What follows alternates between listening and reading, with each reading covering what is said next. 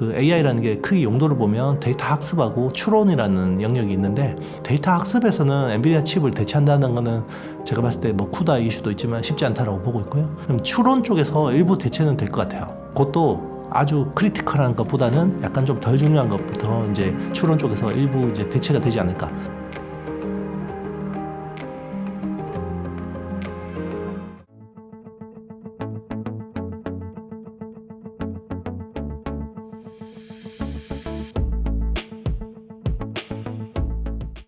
이제 엔비디아가 우리 그 GPU라고 하는 AI 가속기, 제너럴 퍼포즈 GPU라는 AI 가속기를 선점을 했잖아요. 거의 독점했잖아요. 자, 이걸 기반으로 계속 확장을 하는 거죠. 확장. 그래서 고객사들한테 예전에는 정말 맛있는 국밥만 말아주다가, 네, 국밥 말고 비빔밥도 해주고 만둣국도 해주고 자, 다 해줄 테니까 우리한테 와. 이런 걸 컨셉이라고 생각하시면 되는데요. 일단은 원래 GPU를 잘했죠. 네, GPU 잘했기 때문에 GPU 기반으로 CPU까지 내재를 했습니다. 그래서 요건 이제 서버용 말씀드리는 거고요.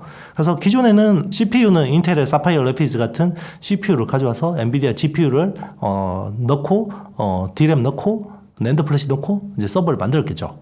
근데 이제는 CPU를 그레이스라는 암코어 기반으로 자체 설계해서, 자, 자기들의 칩을 쓰면 더 효율적이다. 자, 인텔 칩 쓰는 것보다 더 효율적이라는 거고요.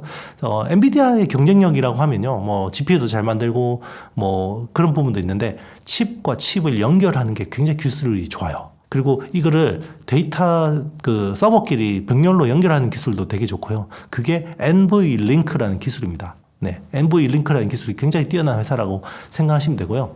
그걸 기반으로 그러면 기존에는 GPU만 했는데 GPU하고 CPU를 같이 쓰면 더 효율이 좋아. 그래서 엔비디아가 CPU도 팔아먹고요. 그리고 이거를 병렬로 완전히 다 연결해 줄게. 그래서 CPU 36개, 그레이스 CPU 36개하고 이번에 블랙웰 아키텍처 있잖아요. B200을 72개를 병렬로 해서, 자, 이거를 서버 렉을 제공해 주는 거예요. 이게 그냥 우리는 자이언트 GPU라고 할게. 자, 이거를 여러 개 연결되어 있지만 그냥 GPU 한 개 쓰는 것처럼 편해요. 자, 그렇게 이야기를 하는 거고요. 자, 그 서버 렉을 또 가지고 데이터 센터를 제공해 주겠죠. 자, 데이터 센터는 이게 열이 많이 나니까 액체 냉각 방식으로 우리가 기술 지원해 줄게. 라는 거고요. 이게 하드웨어적인 확장이라고 보시면 되고요. 자, 지금 엔비디아의 GPU를 쓰는 이유는 엔비디아의 칩이 좋아서 그런 것도 있지만, 엔비디아의 칩을 사면 쿠다라는 소프트웨어 생태계를 그냥 쓸 수 있습니다. 공짜입니다. 그래서 AI 뭔가 엔지니어가 뭔가 모델링 하나 개발한다고 하면요, 쿠다에서 데이터 소스 코드를 가져와서 씁니다. 편하죠. 근데 다른 회사 칩을 쓰면 쿠다를 못 쓰죠. 아니면 쿠다에 있는 소스 코드들을 컴파일해서 써야 되는데요. 이거는 마치 영어를 한국어로 번역해야 되는 거하고 똑같습니다. 수고스럽죠. 네, 엔지니어들은 싫어합니다. 그래서 그 쿠다라는 생태계, 그러니까 하드웨어뿐만 아니라 소프트웨어 생태계까지 확장을 했고요. 그리고 최근에는 시뮬레이션까지 하게 해줍니다. 자, 엔비디아 GPU 가지고 뭘 개발하겠어요? AI 개발하죠? 자율주행차 개발하죠? 로봇 개발하죠? 자, 그거 시뮬레이션 해야 되잖아요. 그러면 막 멀쩡한 차 박치기 해보고 뭐 로봇도 어디 떨어뜨려 보고 이런 거 해야 되죠. 자, 이거를 디지털 트윈이라는 가상세계에서 현재의 물리 조건하고 똑같은 걸 구현해 주는 거죠. 우리 영화 매트릭스 생각하시면 됩니다. 네, 그런 거에서 데이터를 굉장히 압축적으로 그래서 스마트 팩토리나 뭐 이런 것들 구현할 때, 그리고 건물 같은 것들 이렇게 지어볼 때 하중이나 이런 것들 미리 시뮬레이션 할 수 있는 거죠. 그거를 옴니버스라고 하는 거를, 자, 우리 칩 사면 공짜로 지원해 줄게. 자, 이번에는 로봇 개발할 때 그룻이라는 또 플랫폼 지원해 줄게. 자, 이런 식으로 사면 옵션을 끼워주는 게 되게 많은데, 이게 엔지니어 생태계들을 꽤 꽉 럭인하는 효과를 가지고 있는 거죠. 그래서 AI 쪽에서 와, 정말 저인망처럼 우리가 하나도 놓치지 않겠다. 그렇게 생각하는 거고요. 자, 요즘에 온 디바이스 AI가 뜨잖아요. 자, 온 디바이스 AI 그러면 퀄컴하고 애플 같은 회사들 많이 보는데요. 엔비디아는 여기도 놓칠 생각이 없습니다. 그래서 엔비디아 GPU의 RTX라는 게 있는데, 지금은 40 시리즈가 최신 버전일 거예요. 근데 30 시리즈까지 산 사람들은, 자, Chat with RTX라는 걸 제공해 줍니다.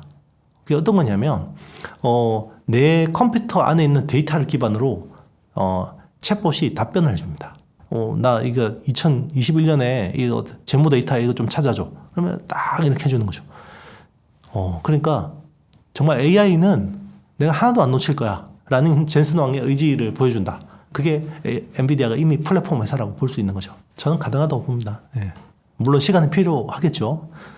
그렇지만 사실 이게 AI 혁명이 시작됐을 때 주인공이 오픈 AI인 줄 알았는데 오픈 AI 대주주인 마이크로소프트가 주인공인 줄 알았죠. 네, 코파일럿 가지고.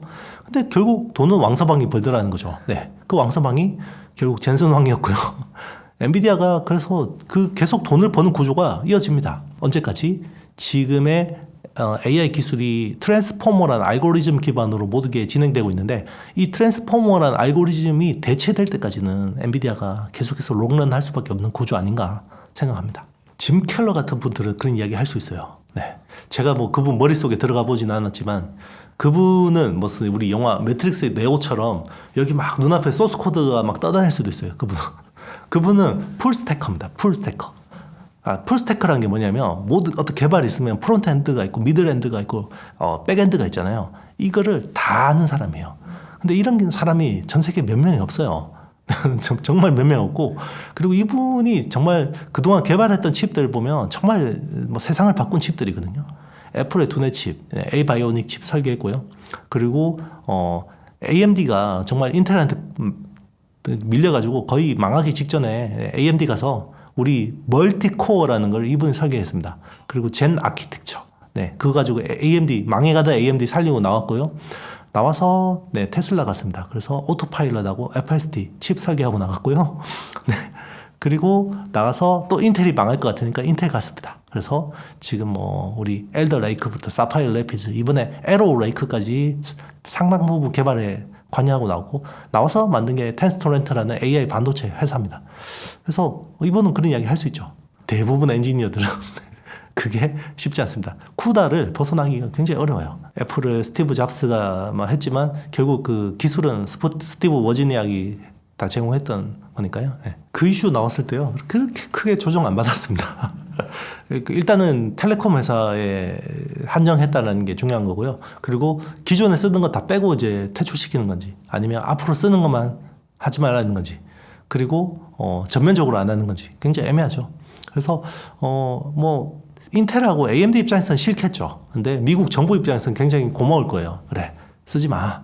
자, 그걸 대체할 수 있는 게 있을까요? 칩이. 예. 쉽지 않을 거예요. 그러니까 중국이 그런 최첨단 칩을 만들 수 있는 물론 SMIC에서 5나노, 7나노까지 했다고 하지만 그게 캐파가 굉장히 부족하거든요. 그래서 자국에 이걸 설계해서 공급할 만한 게 쉽지 않을 텐데 그래서 저거는 그냥 으름장 정도로 보지 않을까. 네. 그리고 그렇게 하려면 전면적으로 하려면 시간이 필요할 거다라고 생각을 합니다. 네. 시장이 냉정하죠. 네. 별로 안 움직입니다. 그 이슈 가지고. 오히려 금리 때문에 더 내리죠. 네. 사실 반 엔비디아, 탈 엔비디아라고 하죠. 네. 그런 이야기 하는 업체들이 누구 있어요. 물론 AMD는 그렇게 이야기를 할 수 있죠. 경쟁자니까.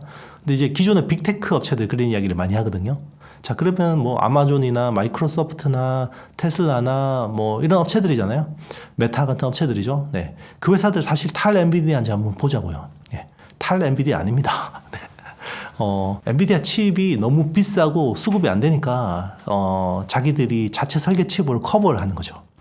심지어 구글조차도 TPU라는 게 진짜 몇 년 전에 개발된 건데 그거도 쓰지만 아주 고급 컴퓨팅 파워를 구현하는 데는 엔비디아 GPU를 쓰거든요. 그래서 적어도 그 AI라는 게 크게 용도를 보면 데이터 학습하고 추론이라는 영역이 있는데 데이터 학습에서는 엔비디아 칩을 대체한다는 거는 제가 봤을 때 쿠다 이슈도 있지만 쉽지 않다라고 보고 있고요. 그럼 추론 쪽에서 일부 대체는 될 것 같아요. 대체는 되는데 그것도 아주 크리티컬한 것보다는 약간 좀 덜 중요한 것부터 이제 추론 쪽에서 일부 이제 대체가 되지 않을까. 결국은 그 비용에 대한 부분들인 것 같아요. 엔비디아 GPU 가지고 추론 서비스를 하면 좋긴 한데 너무 비싸죠. 그래서 자기들이 이미 이제 서비스가 어느 정도 정형화되어 있는 업체들 있잖아요. 빅테크 같은 업체들은 충분히 그런 것들을 할 수 있어요. 근데 대신에 쿠다를 못 쓰니까 컴파일해서 다시 다 올려야 되죠. 그러면 그 정도의 엔지니어 인력들이 있고 어떤 미들웨어 쪽에 그래도 나름 가지고 있는 회사, 구글의 텐스플로우나 메타의 파이토치 같은 이런 것들은 충분히 이제 자기들이 나름의 그 기술을 가지고 있기 때문에 할 수도 있겠죠. 계속해서 지진이 나고 있죠. 네. 사실 TSMC한테 하나도 좋은 게 없어요. 그럼에도 불구하고 삼성 파운드리나 인텔 같은 업체가 수혜를 못 누리고 있죠. 그만큼 기술의 독점력이 강한 겁니다. 그러니까 기술이 뛰어나면요, 기술이 초격차하면 자 모든 걸 이긴다라는 걸 TSMC가 보여주고 있고요. 그리고 사실 지정학적으로도 굉장히 불안정하죠, 대만이라는 곳이. 그러니까 차이잉원 전 총통이 우리한테는 실리콘 실드가 있어요. 자 TSMC입니다 라고 이야기해서 미국 엘리트들이 경악을 했죠. 근데 어떻게 대체할 데가 없는데, 대체하려면 시간이 필요하고 미국 내 자국 내 팹을 꾸리게 하고 뭐 이제 인력들을 데려온다고 하더라도 시간이 필요하겠죠. 그러니까 당분간은 TSMC가 저렇게 선단 공정에서 압도적인 기술을 계속해서 유지하는 순간 한 대만의 뭐 이런 안보나 이런 쪽에서 굉장히 리스크를 경감해 준다고 보고 있습니다. 일단 최근에 이제 제일 중요한 거는 ASML하고 TSMC 실적이 제일 중요했는데요. 일단 두 회사 다 향후 가이던스에 대한 것들이 톤다운 많이 했습니다. 특히 ASML의 실적의 질적인 부분들이 되게 안 좋았고요. 일단 수주 잔고도 많이 줄었고 이제 그런데 요거를 보면 저는 결국 수요는 AI 가속기 쪽 수요는 확실하다라는 걸 확인했고요. AI 가속기 쪽 수요는 확실한데 왜 이제 안 좋게 나왔냐? 모바일이 안 좋습니다. 모바일. 스마트폰 AP 쪽이 안 좋고요. 그리고 지금 ASML 같은 경우는 선단 공정 쪽에 투자. 네, 그게 좀 생각보다 속도가 안 난다. 그럼 투자를 많이 안 하는 거냐? 아닙니다. 지금은 오히려 어드밴스드 패키징이라고 하는 후공정 쪽에 많은 투자의 포커스를 두고 있고요. 그쪽에 이제 기술 혁신을 많이 집중을 하고 있고, 그리고 그게 결국 AI 가속기 향이기 때문에 그렇거든요. 그래서 모바일이나 PC 쪽보다는 이제 그런 쪽에 좀 더 많은 리소스를 투입하고 있는 거라고 보시면 될 것 같고, 그게 이제 결국 TSMC의 실적에서도 여실히 드러났습니다. 그래서 지금 보면 원래 그 TSMC의 최선단 공정의 가장 큰 고객은 애플이죠. 그래서 애플이 모바일 비중이 제일 항상 큰데, 물론 이번에도 실적에서도 애플 비중이 크게 나타나긴 했어요. 근데 애플 모바일 비중이 38%까지 줄었고요. HPC, 하이 퍼포먼스 컴퓨팅 쪽이 41%까지 늘었습니다. 그래서 이제는 물론 여전히 TSMC 내에서 애플의 고객사로서 위상은 여전하지만, 예전에는 뭐 그 애플하고 엔비디아를 거의 비교하는 그 대상이 아니었거든요. TSMC 내에서. 근데 지금은 엔비디아를 더 이제 상당 부분 이제 중요하게 대접할 수밖에 없지 않을까, 이렇게 보고 있는 거죠. 일단 뭐 하이 NA EUV라는 장비가 안 좋아서 그런 건 아니고요. 원래 ASML은 신장비 나오면 항상 줄 서서 사갔습니다. EUV 장비 때도 그랬고요. 그래서 뭐 이전 장비를 뭐 로우 NA EUV라고 한다 그러면, 로우 NA EUV까지는 뭐 연간 40대밖에 안 나오니까 저거 한 대, 두 대 더 받으려고 이재용 회장이 네덜란드 날아가고 막 그랬잖아요. 근데 하이 NA EUV는 더 좋은 장비인데 왜 안 사러 가지? 자, 지금 인텔 말고 TSMC하고 삼성전자는 굉장히 보수적이에요. 그래서 지금 인텔만 하이 NA EUV 장비 많이 산다고 그러고 있고요. 일단은 장비 가격이 너무 비쌉니다. 로우 NA EUV 같은 경우는 2,500억 정도라고 보시면 되는데, 하이 NA EUV는 4,500억, 5,000억 네, 하니까 2배 가까이 비싸죠. 그리고 중요한 게 SCM이 완전히 완벽하지 않아요. 그러니까 지금 로우 NA EUV도 SCM이 완벽하지 않는데, 하이 NA EUV는 저게 또 세팅되려면 시간이 걸리니까, 자, 그래서 인텔한테 먼저 좀 고생해봐. 그리고 밸류체인 좀 구성해놔봐. 그러면 우리가 따라갈게. 이런 거 같고요.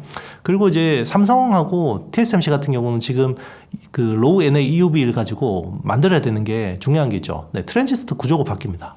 기존의 핀팻이라는 구조에서 게이트 올 어라운더라는 구조로 바뀌는데요. 여기에는 설계부터 공정이 많이 바뀌거든요. 근데 제일 중요한 EUV 장비까지 바꾸면 불확실성이 더 커집니다. 그래서 그런 것들에 대한 리스크를 줄이기 위해서 그 하이 NA EUV에 대해서 좀 더 보수적으로 접근하는 것 같고요. 실제로 TSMC 같은 경우는 2나노까지 하이 NA EUV를 도입 안 하겠다고까지 이야기하고 있습니다. 네, 그게 ASML 입장에서는 굉장히 안 좋은 거죠. 그렇지는 않습니다. 로우 NA EUV 많이 팔아도 되고요. 지금 이제 그 네덜란드의 플랜 자위트라고 해서 그 EUV 장비 캐파를 엄청 이제 확대하려고 하고 있고요. 왜냐면 지금 이제 로우 NA EUV에 대한 수요도 굉장히 많아요. 왜냐면 당장 올해 SK 하이닉스가 9대 사거든요. 그 9대가 기존에 6대밖에 없는데 9대를 추가로 사는 거거든요. 그리고 이제 뭐 이제 마이크론도 사야 되고요. 이제 앞으로 많이 쓰긴 해야 됩니다. 이제 그런 쪽만 해도 되는 거고, 물론 하이 NA EUV 같은 최첨단 장비까지 많이 팔리면 좋겠지만, 이제 뭐 충분히 기존 장비로도 독점적인 위치가 있기 때문에 뭐 걱정할 건 아니다 생각합니다.